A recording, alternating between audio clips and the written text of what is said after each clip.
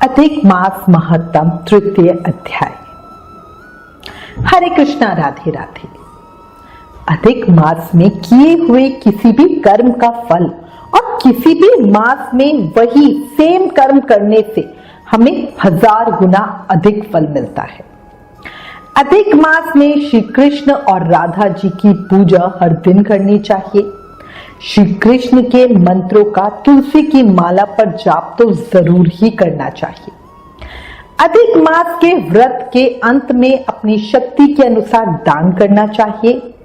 हो सके तो तांबे या कांसे का पात्र लेकर उसमें 33 मालपुए या बताशे भरकर दान करना चाहिए।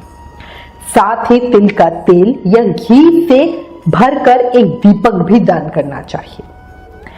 सभी पापों से मुक्ति और भगवान वासुदेव की प्रीति प्राप्त करने के लिए हर किसी को पुरुषोत्तम मास में ज्यादा से ज्यादा शुभ कर्म करने चाहिए। याद रखना। अब श्री गणेश जी महाराज और अपने गुरुदेव को याद करते हुए पुरुषोत्तम मास महत्तम का 3रा अध्याय सुनते हैं। शिवनंदन गौरी तनय प्रथम पूज्य गणराज, सकल अमंगल को हरो पूर्ण हो हर काज। बोलो गणेश जी महाराज की जय। गुरु ग्रंथन का सार है, गुरु है प्रभु का नाम। गुरु अध्यात्म की ज्योति है, गुरु है चारों धाम। बोलो गुरुदेव महाराज की जय।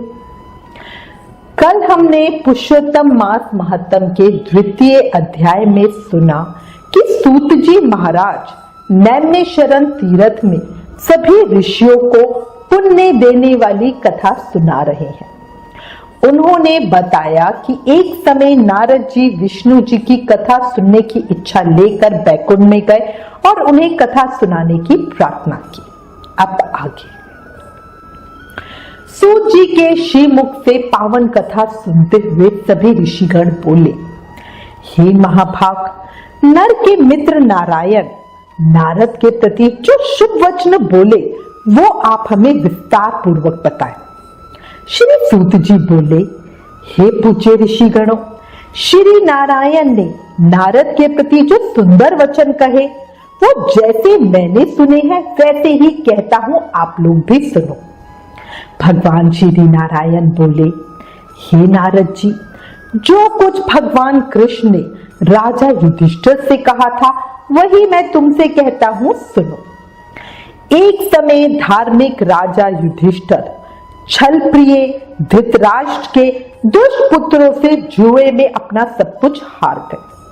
सबके देखते देखते अग्नि से उत्पन्न हुई धर्मपरायण द्रौपदी के बालों को पकड़कर दुष्ट दुशासन ने खींचा और खींचने के बाद उसके वस्त्र उतारने लगा। तब भगवान श्री कृष्ण ने उसकी रक्षा की। उसके बाद पांडव राज्यों को छोड़कर काम्यक वन में चले गए। वहां अत्यंत कलेश से युक्त वे वन के फलों को खाकर जीवन बिताने लगे। जैसे जंगली हाथियों के शरीर में बाल रहते हैं उसी तरह पांडवों के शरीर में बाल हो गए। एक समय देवकी के पुत्र भगवान श्री कृष्ण दुखी पांडवों को देखने के लिए मुनियों के साथ काम्य वन में गए। उन भगवान को देखकर मृत शरीर में प्राण आ जाने की तरह युधिष्ठिर, भीमसेन, अर्जुन आदि प्रेम विहल होकर सहसा उठ खड़े हुए और बड़ी ही प्रीति से भगवान श्री कृष्ण से मिले और भगवान कृष्ण के चरण कमलों में भक्ति से नमस्कार करने लगे। इसके बाद द्रौपदी धीरे धीरे आई और आलस्य रहित होकर भगवान को शीश झुकाकर नमस्कार करने लगी। भगवान श्री कृष्ण ने उन दुखित पांडवों को मृग के चर्म के वस्त्र पहने देखा। पांडवों के समस्त शरीर में धूल लगी हुई थी, रूखा शरीर था, चारों तरफ बाल बिखरे हुए थे। उसी प्रकार द्रौपदी को भी दुर्बल शरीर वाली और दुखों से घिरी हुई देखा।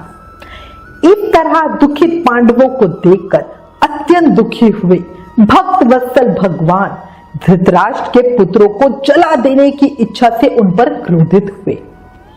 विश्व के आत्मा जो बोहों को चढ़ाकर घूर कर देखने से करोड़ों काल के भयानक मुख की तरह मुख वाले, धधकती हुई प्रलय की अग्नि के समान उठे हुए होठों को दांतों के नीचे जोर से दबाकर तीनों लोगों को जला देने की तरह लग रहे थे। जैसे श्री सीता जी के वियोग से संतप्त भगवान रामचंद्र को रावण पर जैसा क्रोध आया था, उस प्रकार से क्रोधित भगवान को देखकर कांपते हुए अर्जुन श्री कृष्ण को प्रसन्न करने के लिए द्रौपदी, धर्मराज तथा और लोगों से भी अनुमोदित होकर शीघ्र ही हाथ जोड़कर उनकी स्तुति करने लगे। अर्जुन बोले, हे कृष्ण, हे जगन्नाथ, हे जगत के नाथ, हे नाथ, मैं जगत के बाहर नहीं हूं, आप ही जगत की रक्षा करने वाले हैं। हे प्रभु, क्या आप मेरी रक्षा नहीं करेंगे? जिनके नेत्र बंद करने से ब्रह्मा का पतन हो जाता है, जिनकी क्रोध करने से सारे विश्व का नाश हो जाता है और कोई भी जीवित नहीं रह सकता, हे जगतपते, इस संहार करने वाले क्रोध को दूर कीजिए। संपूर्ण तत्व को जानने वाले के कारण वेद और वेदांग के बीच के चित्त आप साक्षात श्री कृष्ण हैं। मैं आपकी वंदना करता हूं। आप ईश्वर हैं। इस संसार को आपने उत्पन्न किया है। आप सर्व मंगल के मंगल हैं और सनातन के भी बीज रूप है। इसलिए एक जने के अपराध से आपके बनाए समस्त विश्व का आप नाश कैसे करोगे? कौन भला ऐसा होगा जो मच्छरों को जलाने के लिए अपने घर को ही जला देता हो? इसलिए कृपया अपने क्रोध को शांत करें। आपके क्रोध से संसार में प्रलय हो जाएगी।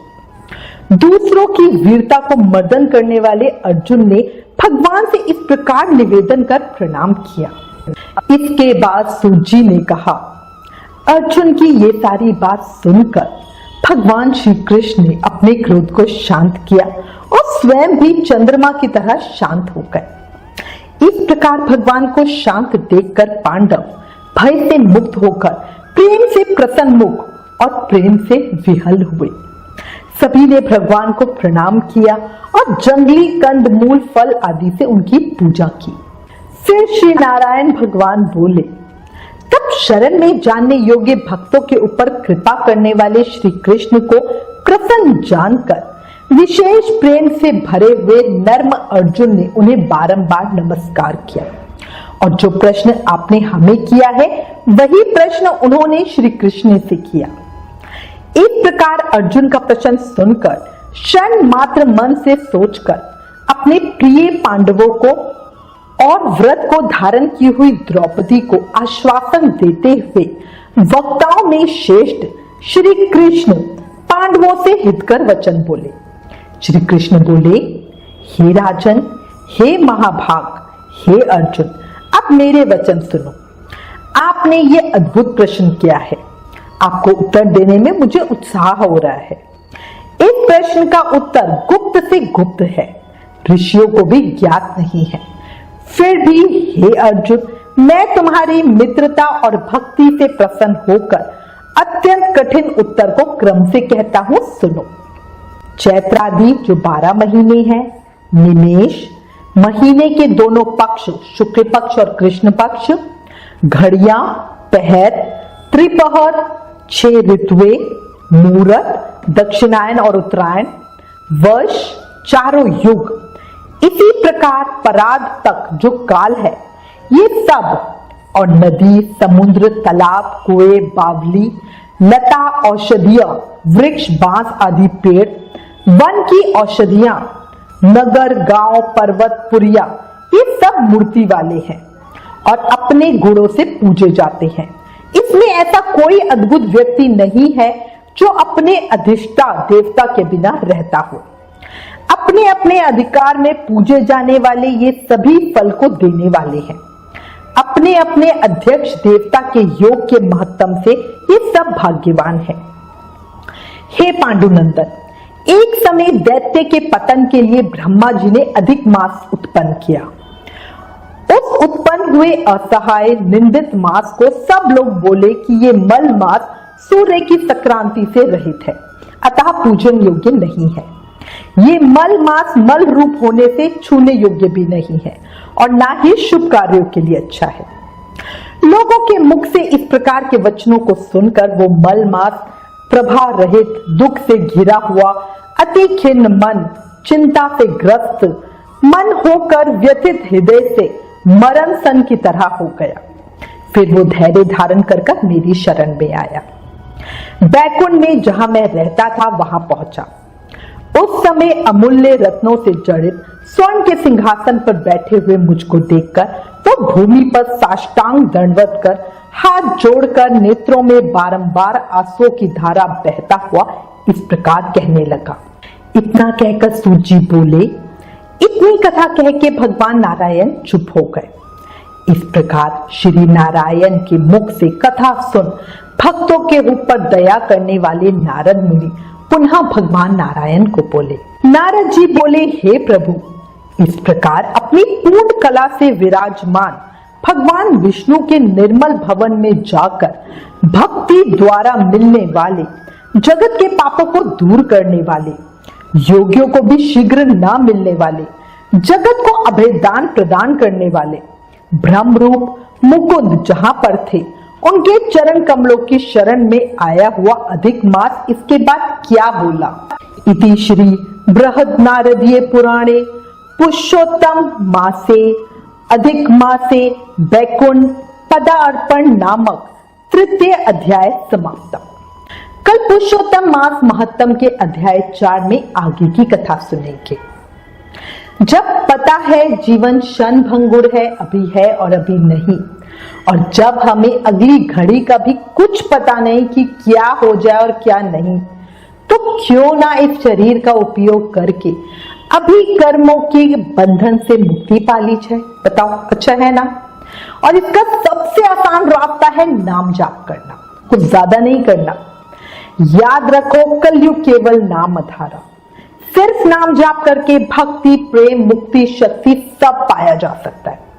इसलिए प्रेम से, मन से, भाव से हर समय, हर पल, हर सांस के साथ जाप करते रहो। हरे कृष्ण कृष्ण कृष्ण हरे हरे, हरे Ram Ram Ram Hare Hare. Please in videos को ज्यादा से ज्यादा शेयर करके शास्त्रों का ज्यादा से ज्यादा प्रचार करो, ये भी एक सेवा है। Please like, share and subscribe. Thank you. Radhe Radhe.